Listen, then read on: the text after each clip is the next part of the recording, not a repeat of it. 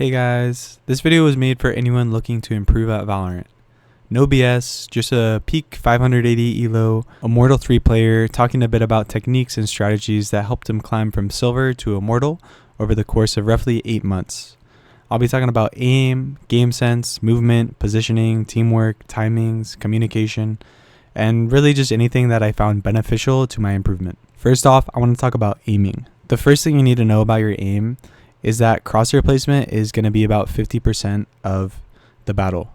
If your crosshair placement is still very sloppy, simply by improving your crosshair placement, you can improve your aim by at least 50%. Some people say it's up to like 90%, but I have to disagree just because your enemy is unpredictable. You can't guarantee, for example, you can't just hold for wide crosshair placement and guarantee that they will always peek into your crosshair. At the end of the day, we're all people and we have the freedom to close peek, wide peek, jump peek. You can do whatever, and so it's impossible to predict with 100% accuracy what the enemy is going to do. But what's important here is to get better at placing your crosshair at head height, obviously. You can use different objects around the map to help you do this. And then you also want to make sure your crosshair isn't in the wall. A lot of crosshair placement is going to be predicting the enemy, trying to find out, basically just thinking about how you would peek in their shoes and then placing your crosshair to prepare for that. So are they going to peek from the back wall?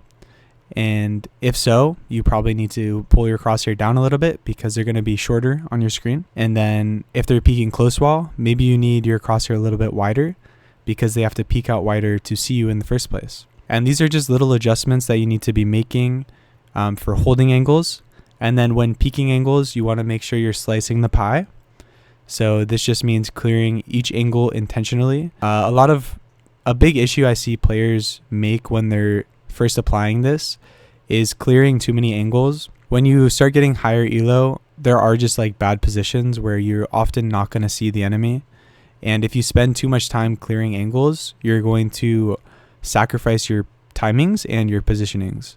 So you need to clear with intention, especially if you're expecting someone. You need to make sure you're clearing your angles so you can isolate your fights effectively.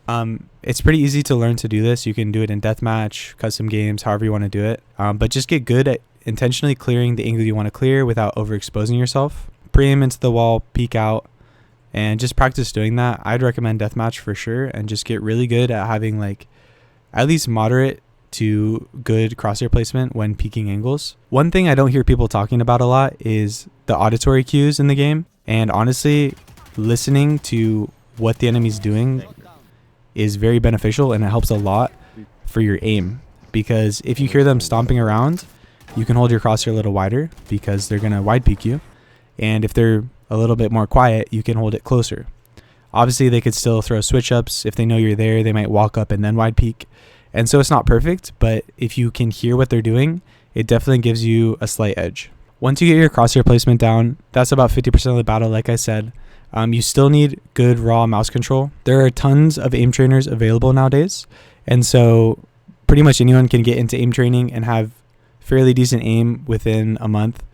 As long as you're consistent with it, I'd say at least like 20 minutes a day if you are really serious about your improvement. Maybe just like once a weekend if you're really not that serious but you want to get better over time. In aim training, there's just a few things you need to worry about. I would say your micro corrections, and in Valorant. In other games, you will have other things to worry about. But in Valorant, you need good micro corrections, you need good flicks, you need good tracking. For Valorant specifically, you mostly want to work on your smoothness, but reactive tracking can still be beneficial.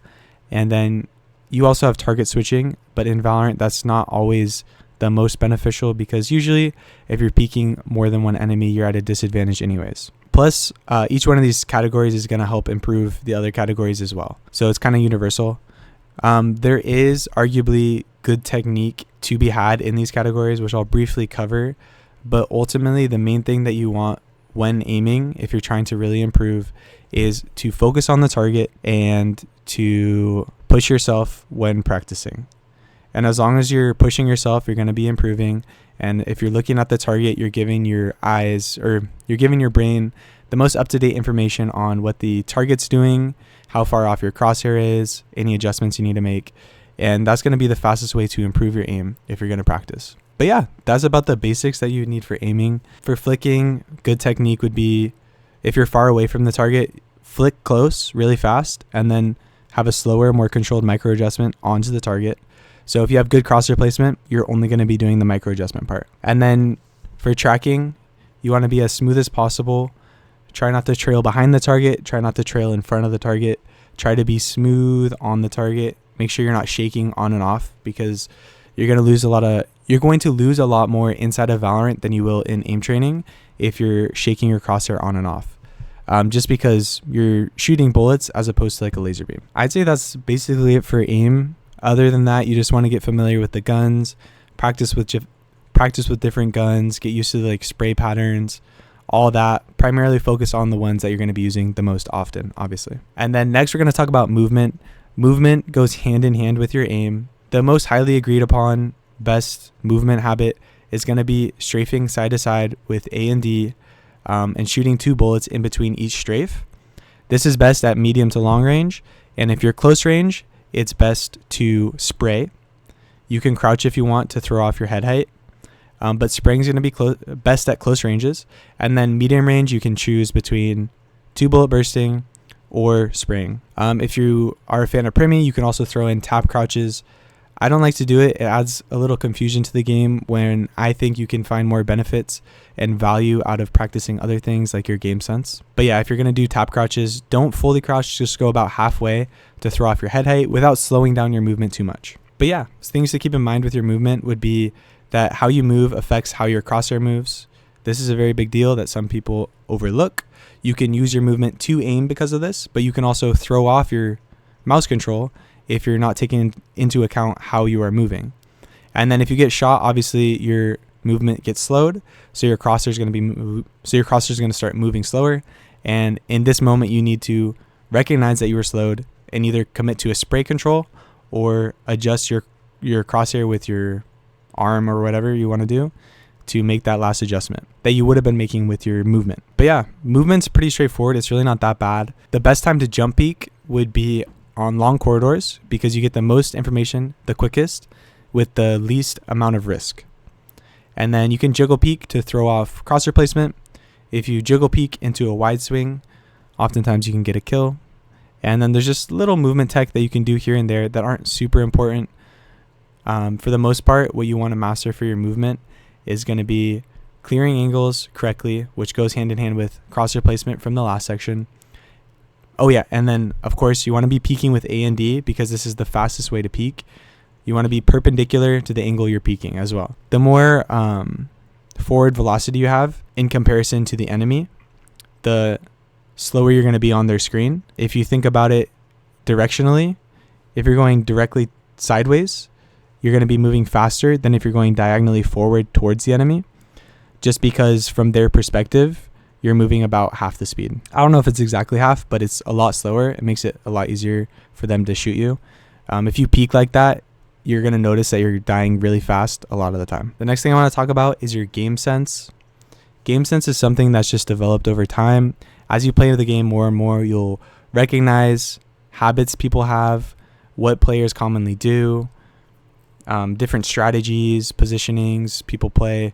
Game sense is basically just learning about the game in general. But the part of game sense that separates a good player from a great player would be self-reflection.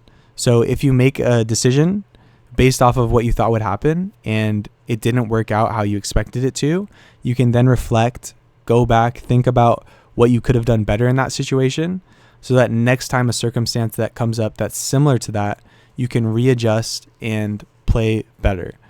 And I know that can be a little bit confusing. So to give you a better example, let's say someone tapped the bomb, you peeked out, but then they weren't actually on the bomb and they killed you instantly. You can reflect and be like, okay, so sometimes they'll tap the bomb to try to bait out my peek and then just kill me instantly. Next time when someone taps the bomb, if I have cover on me, maybe I should try jump peeking it. And if they're not on the bomb, I should just like not peek. You get the point. That's the basics of game sense. It's really not that bad.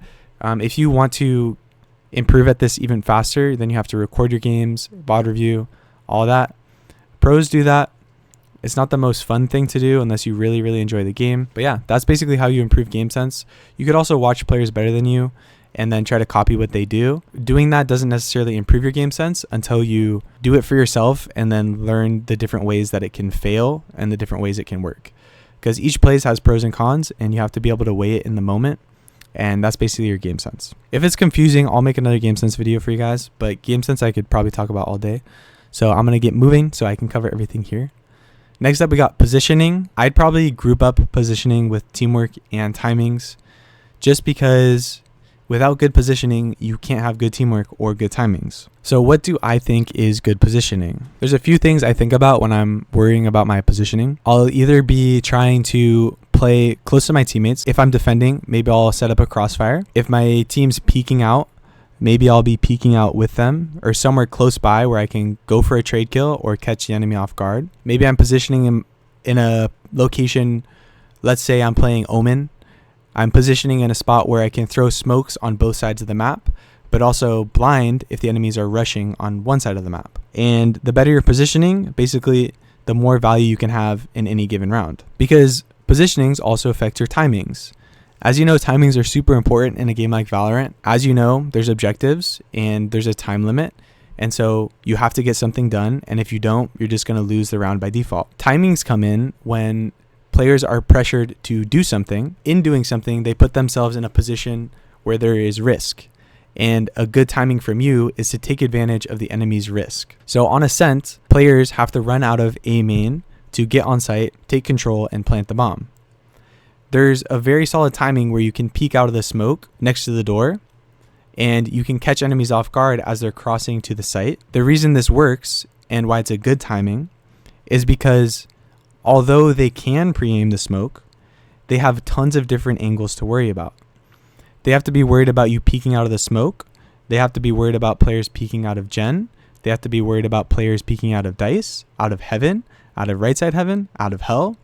And so there's a million different angles that the enemies are worried about. And it's in this timing that they're worried about several different angles where you can catch a timing, peek out, and get free kills. On Reyna, you can get out.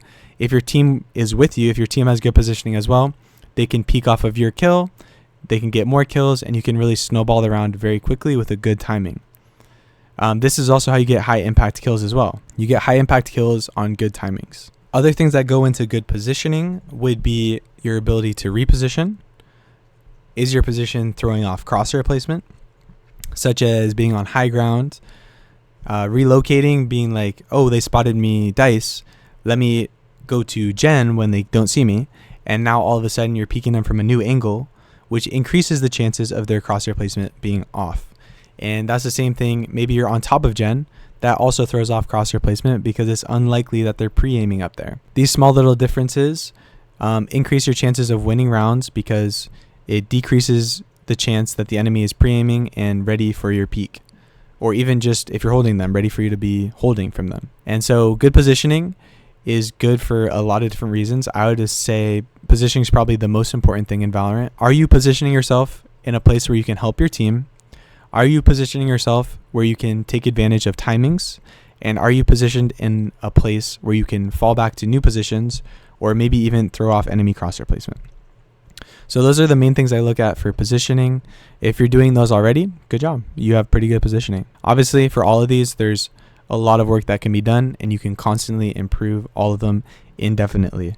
And that's why pros are so much better than even Radiant players, because they've put in the time in all of these different categories and really just dialed them into a T. One last thing I want to talk about quickly today is communication. I'm a firm believer that good communication can single-handedly win you games, but at the same time, I feel like it's overhyped, because if you have good comms, but you have no impact in the game, then there's not really like much you can do. Even if you have good communication, it's not going to get you anywhere. It's also important to note, a lot of people will not listen to your comms if you have a bad KD. It doesn't necessarily mean you're playing bad, but in a ranked Valorant lobby, you kind of lose credibility if your KD is bad. It's not like the right way to go about things, but it's sadly just the case in like the Valorant community right now. So that's the problem with communication, is if people don't trust your judgment, then your communication kind of means nothing, right? Not to mention, way too many people just argue and fight and bicker in Valorant lobbies, and it makes it less enjoyable for everybody else. And it also highly decreases your chances of winning the game. The second two people start arguing, your chances go down severely. And so I'd say the most important thing in communication is you don't always necessarily have to have a positive attitude, but just like try not to fight with each other. Like try to be kind to each other. It goes a long way. And then main thing you want to be communicating is any enemy utility, how many enemies you see, where you see them, if you're good enough, what enemy you saw, if you deal any damage to enemies, are they rushing you? Are they potentially faking? Do you need help? Do you need people to rotate in? How many people do you need to help you? Just things like that. You can communicate basic strategies like, oh, let's rush A. Let's walk up A. Let's default. Some people don't know what defaulting is. And if they don't, it's not worth it to try to explain it because no one's going to do a good job. You could play for picks. That one's pretty easy. It's kind of like defaulting. It's what people really do anyways. It's not necessarily defaulting, but it's what people resort to usually. Overall, I'd say good communication is just trying to keep the environment friendly and positive if you can. If you're enjoying yourselves, it becomes easier to win the game usually, but it's not always possible. And yeah, just communicating basic strategies. If you're going really in depth, sometimes it can be good with the right team, but sometimes players will get overwhelmed if you're telling them exactly what to do or micromanaging them, and they'll ultimately perform worse even if what you said was the right thing for them to do. And that's never fun. If you have the right play, you tell your team the right play, and then they just perform worse, like that's not going to be a good time. So just keep your strategies simple, unless your team's like looking for like something to like push you over the edge and like everyone's motivated. Then at that point, I'd say it's okay to give more in-depth strategies. Like maybe it's 12-12 and you guys are freaking fighting in OT. Then maybe come up with something fancy, but even then, like you don't want to overthink it too much. Hopefully you guys enjoyed. I definitely missed some things, so I can definitely make a part 2 if you guys want that later. But yeah, thanks for watching. This was Zapper the Yapper. Peace, guys. Love ya.